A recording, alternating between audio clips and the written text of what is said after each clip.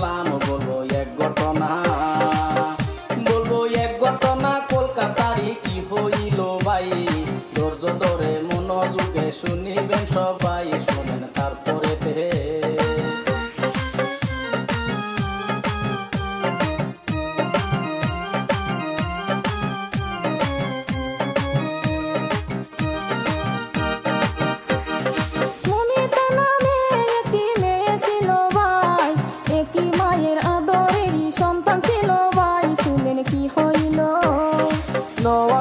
কলকাতাতে কি হইল ভাই, মমিতারির সাথে কি ঘটনা ঘটে যায়, শোনেন দেশবাসী।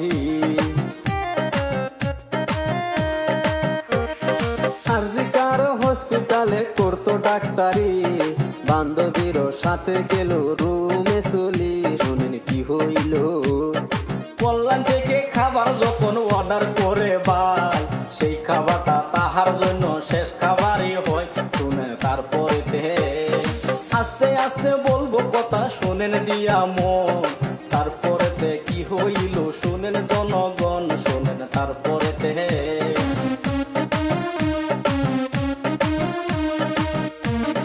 তার বান্ধবী মিলা তখন কি করিল ভাই, নারী হইয়া নারীর সর্বনাশ কইরা যায়, শোনেন তারপরে মানুষ রূপে বীরজন পশু আসিল ভাই, কেমন করে নির্যাতনটা চলাইয়া যায়, শোনেন তারপরে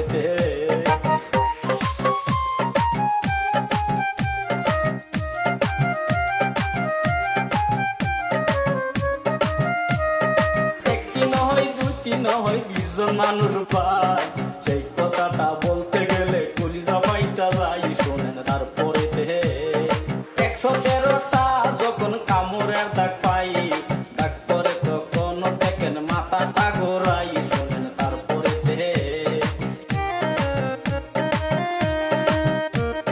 স্বাধীন দেশে থাইকে আমরা বিচার পাইলাম না, সেই কথাটা বলতে আমার প্রাণে সহে না, শোনেন তারপরে আছেন যত দেশবাসী সবাইকে জানাই, মমিতারি হত্যাকারীর উচিত বিচার চাই, শোনেন দেশবাসী। এই পর্যন্ত ছিল আমার গাওয়া জারি গান, বলতে রুটি হইলে পরে মাফ করে দিবান, শোনেন দেশবাসী।